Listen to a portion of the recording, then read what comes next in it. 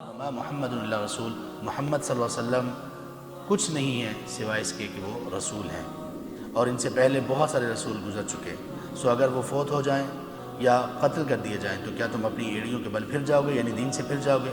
اور جو کوئی اپنی ایڑیوں کے بل پھرے گا تو وہ قطعاً اللہ کو نقصان نہیں پہنچا سکے گا، اور عنقریب اللہ تعالیٰ شکر کرنے والوں کو بدلہ دیں گے.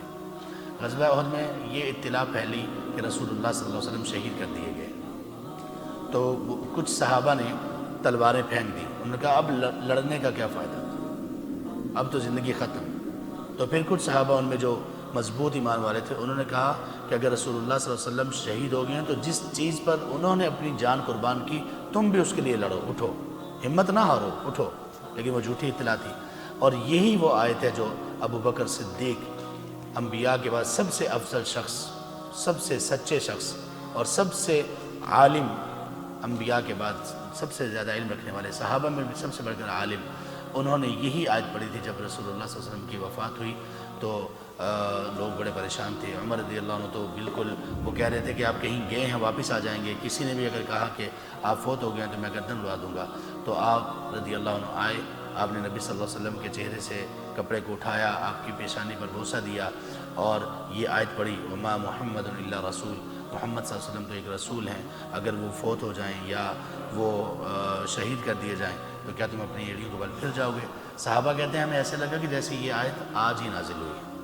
تو پھر تمام صحابہ یہی آیت پڑھ رہے تھے اور ایک دوسرے کے ساتھ وہ افسوس اور ایک دوسرے کے ساتھ گلے مل رہے تھے اور آنسو بہا رہے تھے، یعنی ایک دوسرے کو تسلی دے رہے تھے کہ ایسا تو ہونا ہی تھا، اللہ کے رسول صلی اللہ علیہ وسلم کو دنیا سے تشریف لے کر جانا ہی جانا تھا، اللہ نے اطلاع دے دی ہے. اور پھر انہوں نے یہ بھی کہا، ابو بکر صدیق رضی اللہ عنہ، کیا کمال کے جملے تھے، کہا کہ لم یجمع اللہ علیک موتین، اے اللہ کے رسول، اللہ آپ پر دو موتیں جمع نہیں کریں گے، اور ما جمع اللہ علیک موتین.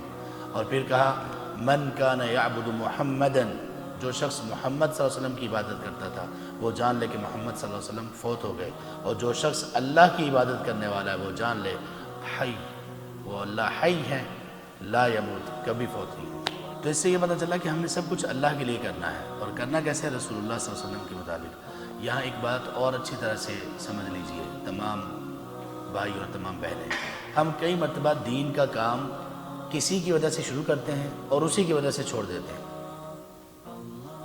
کوئی بندے ہوتے ہیں دین کا کام کرتے ہیں، دعوت کا کام کرتے ہیں، کسی دوست سے متاثر ہو کر، کسی استاد سے متاثر ہو کر، اور اگر اللہ نہ کرے وہ دوست اور وہ استاد یا کوئی بھی وہ دین کا کام چھوڑ دے تو یہ بھی چھوڑ دیتے ہیں. نہیں نہیں نہیں، اللہ کے لیے کرنا ہے. جب اللہ کے لیے کرنا ہے تو پھر کوئی شخص نہ اس میں رکاوٹ بن سکتا ہے، نہ ہی کسی کی وجہ سے اس کام سے روکا جا سکتا ہے.